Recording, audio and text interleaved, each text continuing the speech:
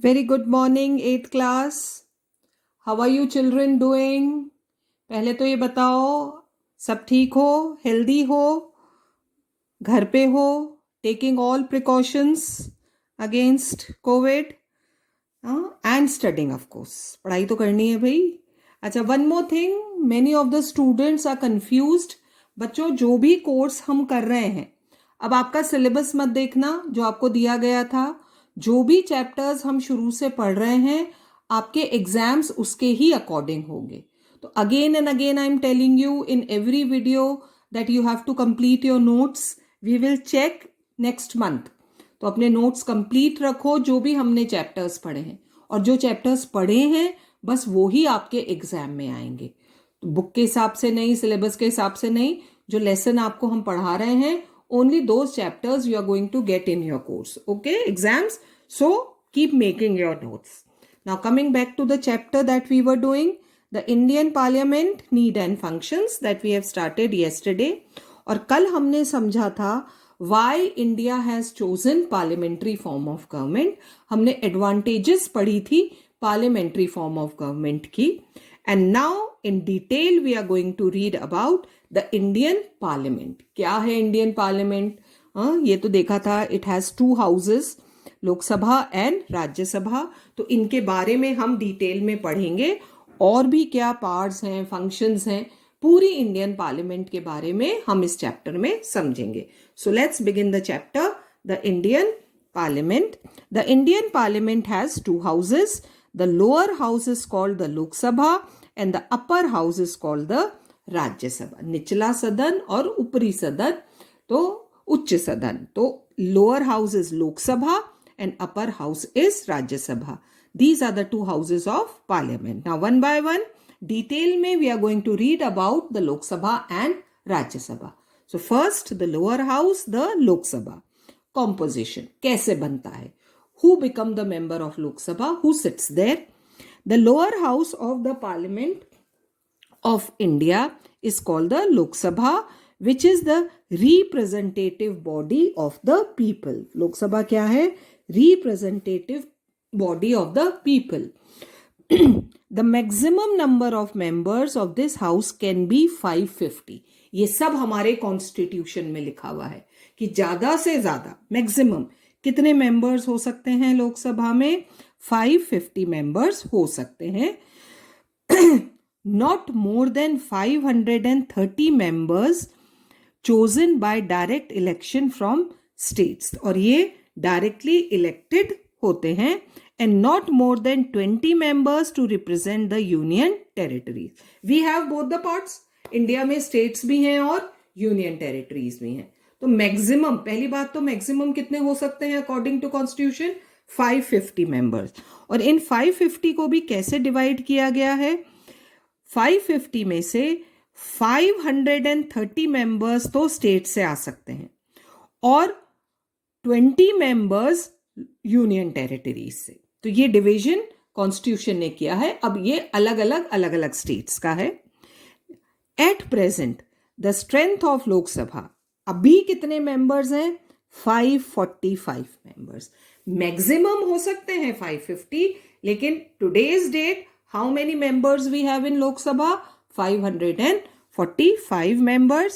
और out of these 545 members, 543 are elected by the people and 2 are nominated by the president. तो total comes to 545. 543 जो members हैं, they are directly elected. आपके parents vote देने जाते होंगे ना MP के, member of parliament. This is that election. जो ये members लोकसभा में जाते हैं. 2 members of the Lok Sabha are appointed by the president. वो nominate होते हैं from the Anglo-Indian community. This is the composition. तो total 545 members we have. Now the qualifications. Who can become the member of Lok Sabha?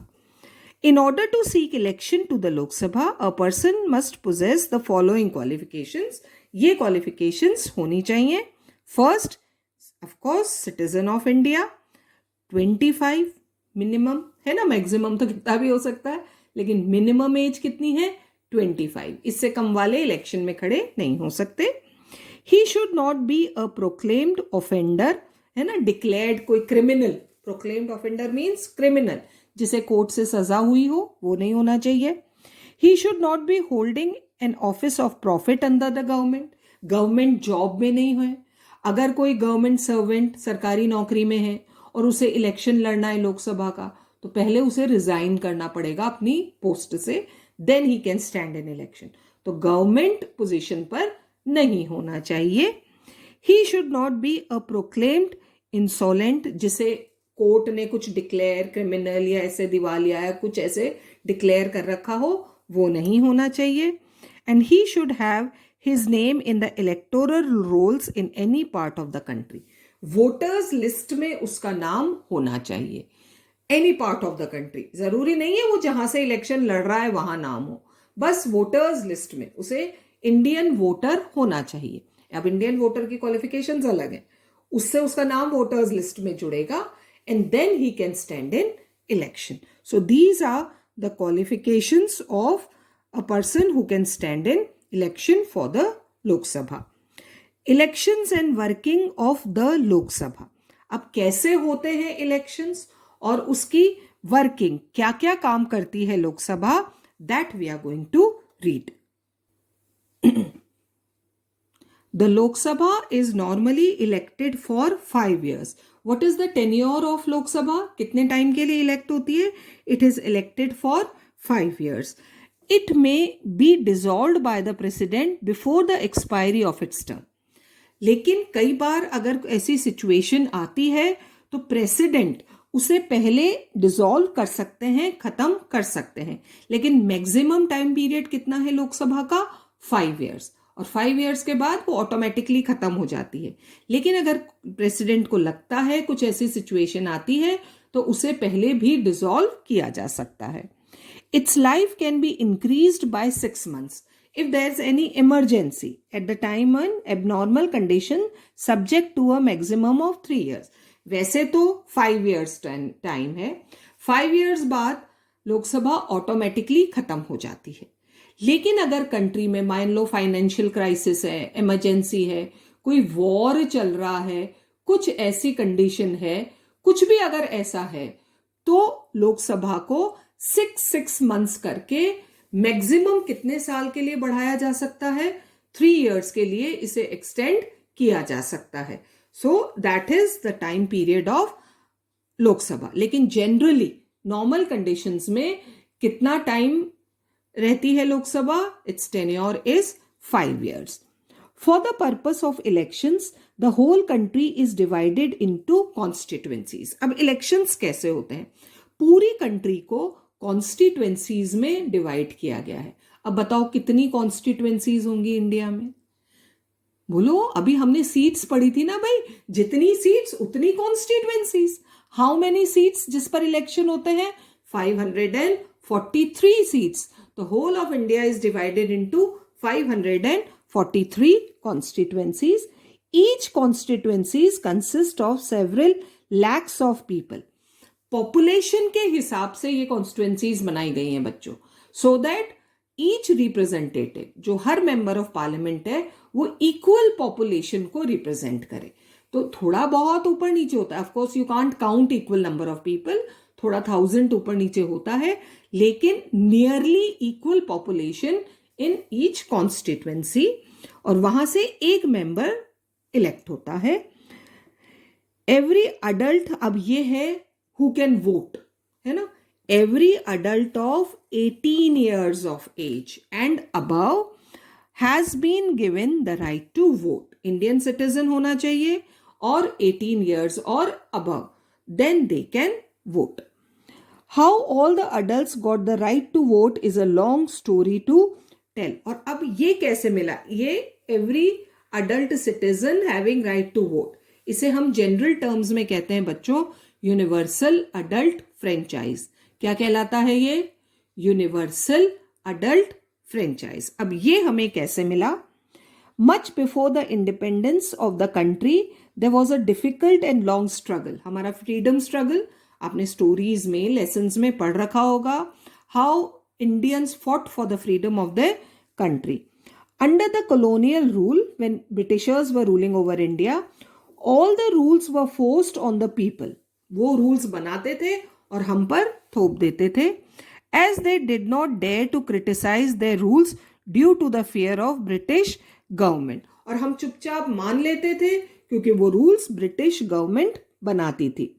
But with the rise of the national movement, जैसे जैसे freedom struggle India में बढ़ता गया, strong होता गया, specially कब, after 1885, कौन से ईयर के बाद, आफ्टर 1885, उसके बाद से हमारा नेशनल मूवमेंट बहुत स्ट्रॉन्ग हो गया. When the Indian National Congress was formed, कौन से ईयर में बनी थी Indian National Congress, 1885, to fight for the freedom of the country, the whole situation changed. अब धीरे धीरे चेंजेस आने लगे in the mind of Indian people. अभी तक वो ब्रिटिश गवर्नमेंट से डरते थे, अब उन्होंने वो डर हटा दिया, and they started fighting for the freedom of their country. Now the nationalist, जो भी हमारे फ्रीडम फाइटर्स थे, demanded that there should be elected Indian members in the legislature. उस समय भी पार्लियामेंट थी इंडिया में, है ना, क्योंकि इंग्लैंड में तो सेंचुरीज से पार्लियामेंट रही है. इंडिया का रूल उस समय कौन चलाता था, गवर्नर जनरल और ब्रिटिश ऑफिसर्स जो पार्लियामेंट में बैठते थे. अब इंडियंस ने डिमांड करा कि इंडियन मेंबर्स भी इलेक्ट होंगे और उन लेजिस्लेचर्स में जाएंगे, who should have the right to ask question and discuss the budget. British government ही सारा काम कर रही थी अभी तो, वो ही हमसे टैक्सेस कलेक्ट करते थे. हमने हिस्ट्री में पढ़ा है how they took so many taxes from Indians, और क्या कर रहे हैं उस पैसा का, सब ब्रिटिश के हाथ में था. नाउ इंडियन नेशनलिस्ट डिमांडेड, हमें भी पता करना है कि ये जो हमसे टैक्स कलेक्ट करते हो इसका तुम करते क्या हो. Budget. In the government of India act of 1909, British government ने एक एक्ट पास किया. The British government partially accepted, थोड़ा सा उन्होंने इन डिमांड्स को माना, पूरी डिमांड्स नहीं, partially a part of these demands, but they did not allow all the adults to vote. Universal adult franchise नहीं दिया उन्होंने, and to take part in the elections. सिर्फ कुछ लोगों को ये राइट टू वोट दिया गया. Today all the Indian citizens have right to vote, और ये क्या कहलाता है, यूनिवर्सल अडल्ट फ्रेंचाइज. लेकिन 1909 में के बाद जब ब्रिटिश गवर्नमेंट ने इंडियंस को राइट टू वोट देना अग्री किया, तो सिर्फ कुछ लोगों को ये राइट टू वोट दिया गया. But the nationalist continued demanding, ठीक है कुछ लोगों को राइट टू वोट तो मिल गया, but they still kept on demanding that all the adults of India should have the right to vote. This principle of giving right to vote to every adult citizen is called, क्या कहलाता है, universal adult franchise. The national movement supported the idea of universal adult franchise. तो ये demand independence से पहले ही शुरू हो गई थी, on giving right to vote to every adult without any restriction of caste, creed or color, educational qualification or property rights, है ना, ये कोई डिफरेंस नहीं. ऑल द सिटीजन्स, न ये कास्ट के हिसाब से, न क्रीड के हिसाब से, न रिच पुअर के हिसाब से, न मेन वेमेन के हिसाब से होगा. लेकिन ये जो हमारे फ्रीडम फाइटर्स ने डिमांड करी कि सबको इक्वली ये राइट दिया जाए, और उसका कारण क्या था बच्चों, क्यों ये डिमांड करी, देखो, these are the following reasons. In the freedom struggle almost all the people, सभी पार्टिसिपेट कर रहे थे ना, whether poor, rich, educated, illiterate, equally participated. तो जब फ्रीडम के लिए हम इक्वली लड़ रहे हैं तो राइट्स भी इक्वली मिलने चाहिए. So all of them should have the right to vote and to be elected subject to a minimum age of 21, later on reduce to 18. तो जब हम इंडिपेंडेंट हुए और हमारे कॉन्स्टिट्यूशन ने हमें यूनिवर्सल एडल्ट फ्रेंचाइज दिया, at that time it was 21 years of age. लेकिन आज वोटर एज कितनी कर दी गई है बच्चों, इट्स 18 ईयर्स. अब 18 एंड अबव, पहले क्या थी 21 एंड अबव, लेकिन हम आज की क्या याद रखेंगे, 18 years and above. Secondly, by democracy if we mean a government of the people, democracy की डेफिनेशन पढ़ी है आपने, government of the people, for the people and by the people, then every adult should have the right to vote. जब लोगों से सरकार बन रही है, लोग बना रहे हैं, तो उसमें everybody should participate equally. Third, if a government affects all, government के डिसीजन जब सब पर बराबर लागू होते हैं, it must be responsible to all, तो वो सबके आंसरेबल होनी चाहिए। And last, the system of universal adult franchise is based on equality, so everybody should have the right to vote in a democracy. और क्योंकि ये यूनिवर्सल है, और यूनिवर्सल वर्ड किसके लिए यूज होता है? For everyone. तो when we are giving universal adult, तो एवरी अडल्ट है ना above the age of 18 should have this right to vote. तो इसलिए हमने अडॉप्ट किया है universal adult franchise. Votes are cast on the basis of secret ballot, है ना, अब किसी को बताना नहीं है। इंडिया में जो वोट होता है किस हिसाब से होता है? Secret ballot.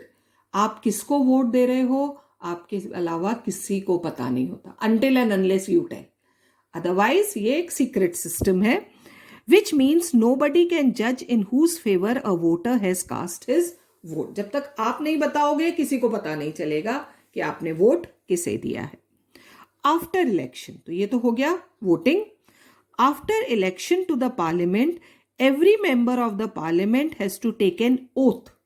जब इलेक्ट होकर, जो भी पर्सन इलेक्ट होकर लोकसभा में पहुंचता है, पार्लियामेंट में पहुंचता है, वहां जाकर they have to take an oath, उन्हें एक शपथ लेनी पड़ती है of faith and loyalty to the constitution of India, कि वो जो भी फंक्शन करेंगे, जो भी काम करेंगे, किसके हिसाब से होगा? The constitution of India. इसके खिलाफ जाकर वो कोई काम नहीं करेंगे। तो this is how elections take place of Lok Sabha. तो ये समझ में आया लोकसभा का कॉम्पोजिशन, फिर how members are elected and who elects them, universal adult franchise. अब इसके आगे लोकसभा में और क्या होता है, will start tomorrow. Till then keep reading.